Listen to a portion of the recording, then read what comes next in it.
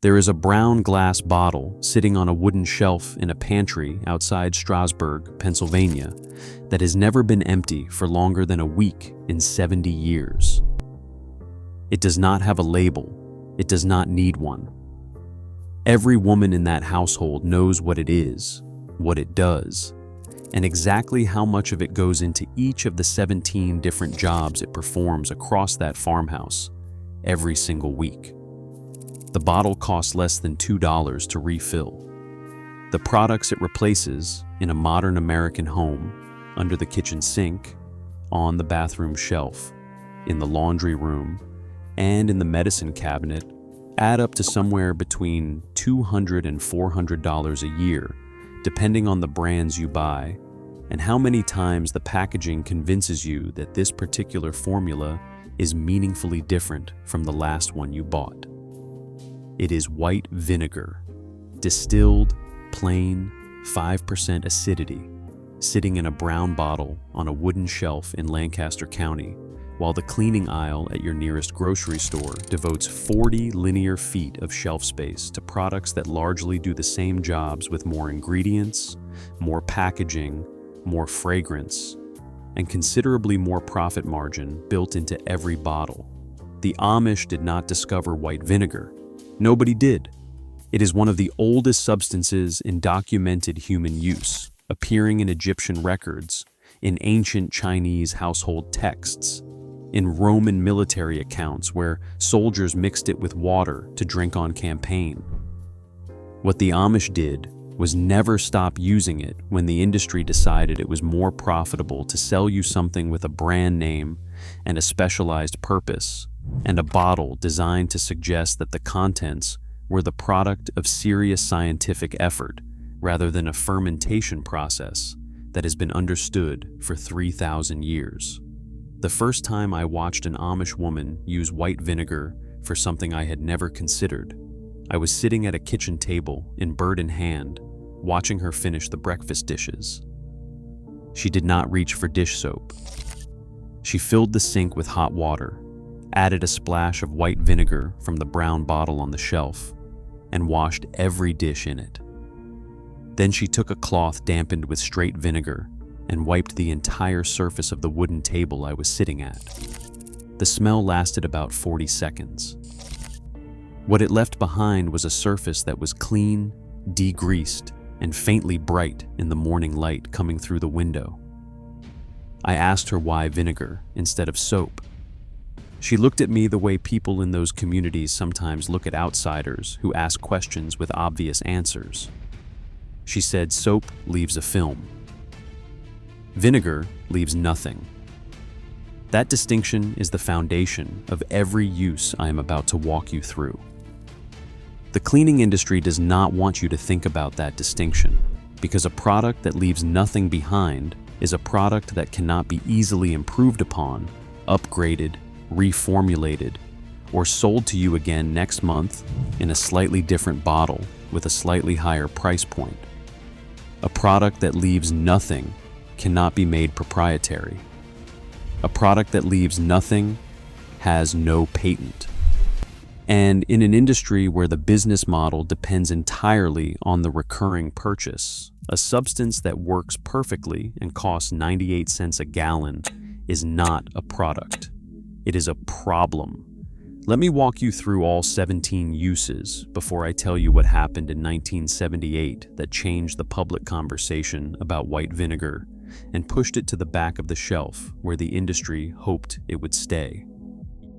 Use 1 is the dishwash, and I am starting here because it is the one that challenges the most deeply held assumption in the modern kitchen. Hot water and white vinegar, roughly 1 cup of vinegar to a full sink of hot water, cuts grease from dishes, glasses, and cookware without leaving any residue on the surface. Soap, by contrast, leaves a microscopic film on everything it touches. That film is part of how soap works. It bonds to grease molecules and carries them off the surface. But some portion of it stays behind on the dish and goes into your mouth with the next meal.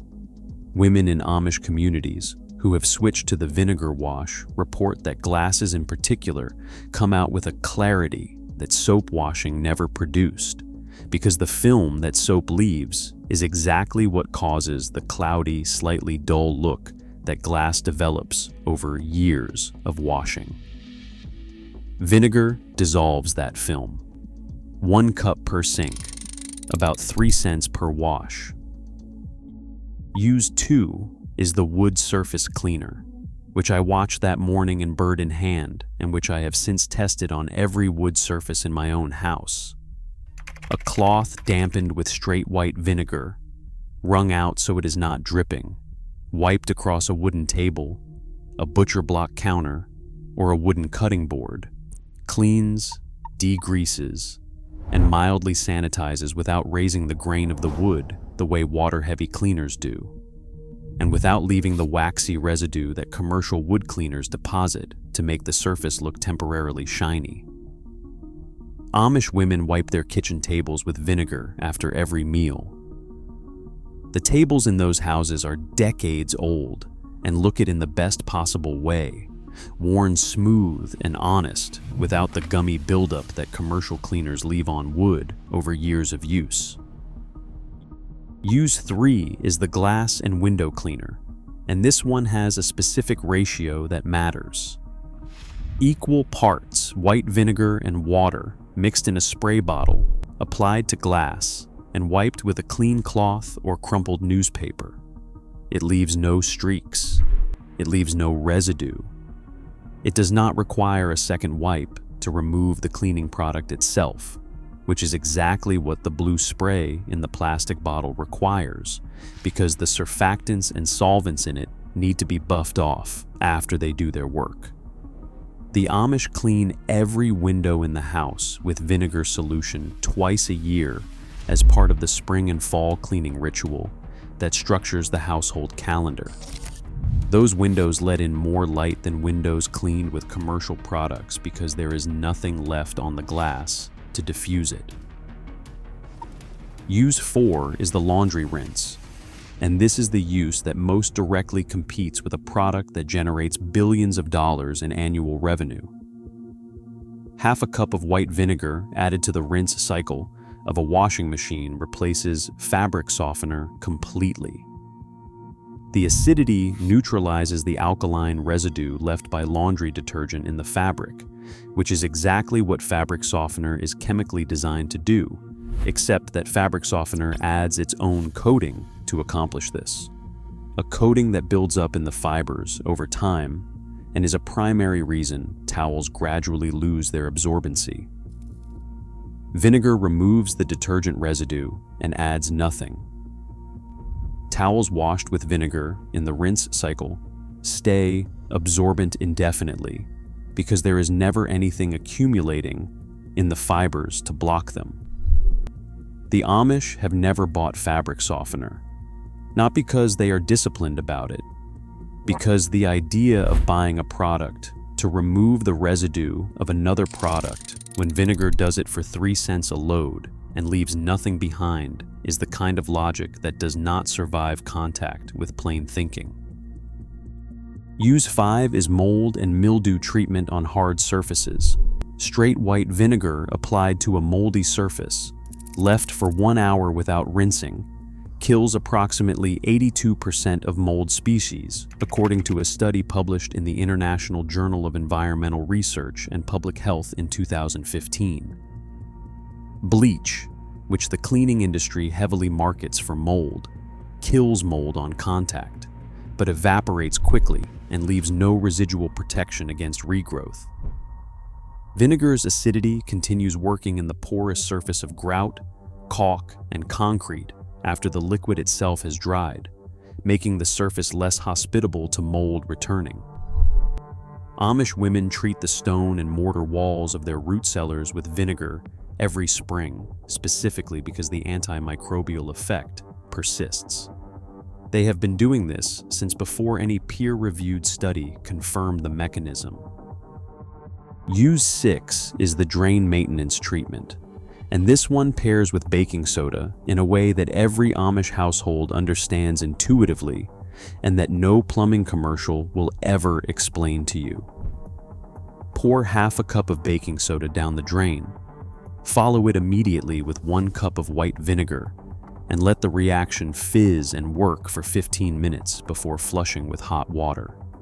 The mechanical agitation of the fizzing reaction loosens the biofilm and grease deposits that accumulate on the inside walls of drain pipes. Do this once a week, and a slow drain stays clear indefinitely, without chemical drain openers that contain lye or sulfuric acid, and that damage older pipes over time. The last drain opener I bought before I learned this cost $8 and put something in my pipes I would not put on my hands without gloves. The baking soda and vinegar treatment costs 11 cents. Use 7 is the refrigerator cleaner and deodorizer, and this one explains something that many people have noticed without understanding. Vinegar wiped on the interior surfaces of a refrigerator removes odors rather than covering them, because the acidity neutralizes the alkaline compounds produced by decaying organic matter, which are the chemical source of food smell. Baking soda in a box on the fridge shelf works on the same principle, passively. Vinegar works actively and completely with a single wipe. Amish women clean their ice boxes and later their refrigerators with vinegar because it was always what worked, and because it never left a smell of its own behind. Every Amish kitchen I have sat in smells like wood and bread and whatever is on the stove, not like cleaning products. Use 8 is the coffee pot descaler, and I want to be specific here, because the commercial descaling products sold for this purpose are among the most aggressively marked up items in the kitchen supply aisle. Fill the reservoir of a drip coffee maker with equal parts white vinegar and water. Run a full brew cycle. Run 2 full cycles of plain water afterward.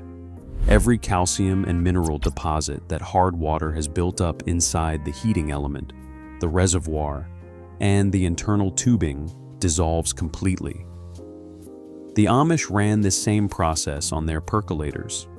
One woman in intercourse told me her percolator was 40 years old and still made coffee at a full boil because she descaled it with vinegar every 3 months and never let the mineral deposits accumulate enough to strain the heating element. The commercial descaler sold at the kitchen store costs $9. 1 cup of white vinegar costs 8 cents. Use 9 is the cast iron pan treatment after rust appears. Equal parts white vinegar and water in a shallow dish. The rusted cast iron is soaked for no more than 30 minutes, then scrubbed with a stiff brush, rinsed, dried immediately over heat, and re-seasoned with fat. The acidity dissolves iron oxide without damaging the iron beneath, if the soak is kept short. Amish cooks who inherit a rusted skillet from a relative do not throw it away. They soak it, season it, and put it back on the stove within an afternoon. I have done this with 3 pans in the last 2 years that I would otherwise have discarded. Total cost each time was under $1 in vinegar and 20 minutes of attention. Use 10 is the fabric stain pre-treatment, specifically for protein-based stains including blood, egg, and dairy, where the acidity of white vinegar breaks the protein bond between the stain and the fabric fiber before washing. Applied straight to the stain, left for 10 minutes, then laundered normally, white vinegar removes stains that commercial stain removers containing enzymes and surfactants sometimes cannot, because vinegar addresses the chemical structure of the stain rather than simply lifting it mechanically. Amish women have treated apron stains, tablecloth stains, and work clothing with straight vinegar since before commercial stain removers existed. The product that replaced this in most American laundry rooms costs $4 to $8 a bottle and needs to be repurchased constantly. Use 11 is the toilet bowl cleaner, applied the same way borax is applied, but with a different mechanism.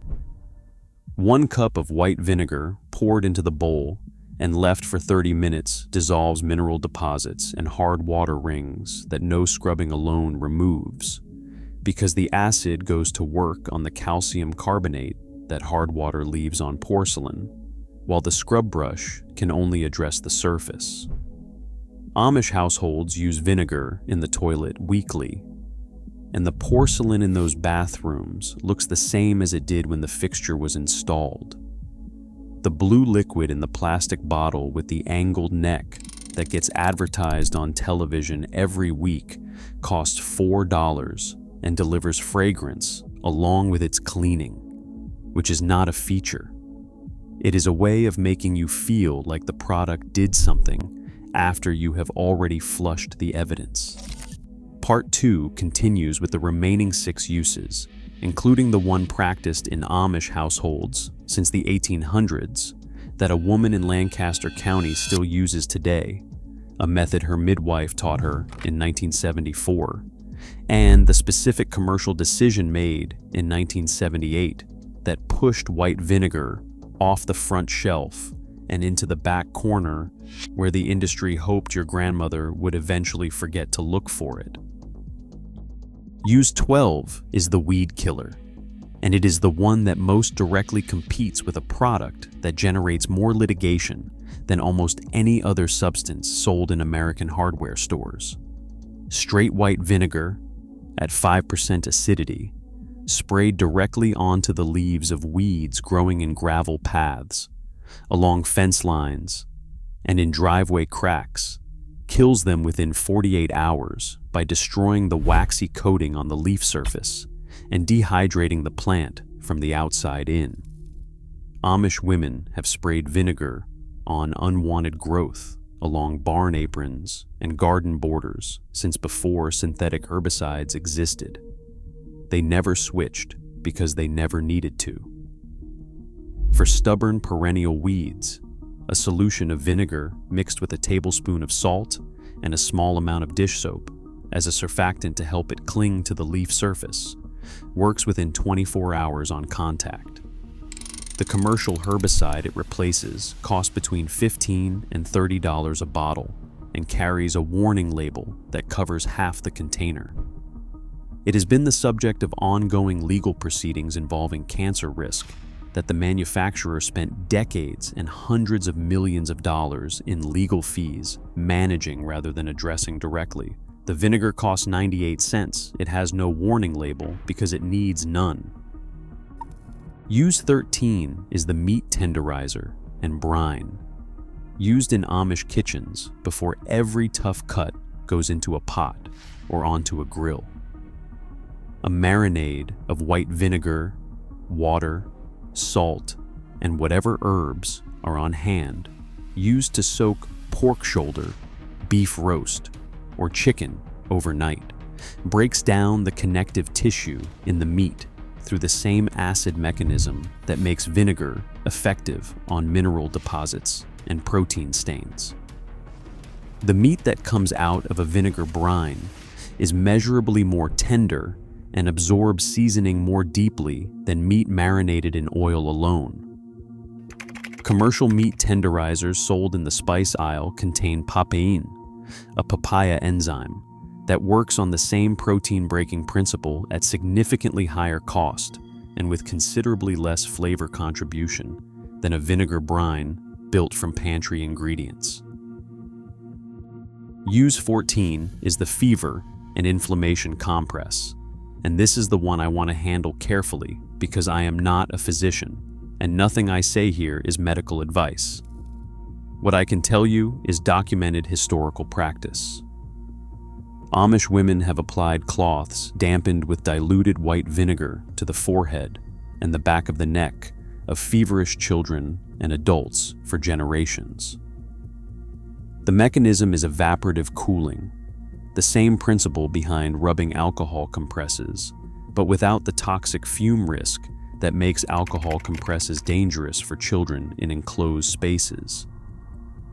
A woman in Lancaster County who was trained as a midwife in 1974 and who delivered children in plain households for 30 years, told me this was the first thing she reached for before anything else when a child ran a temperature.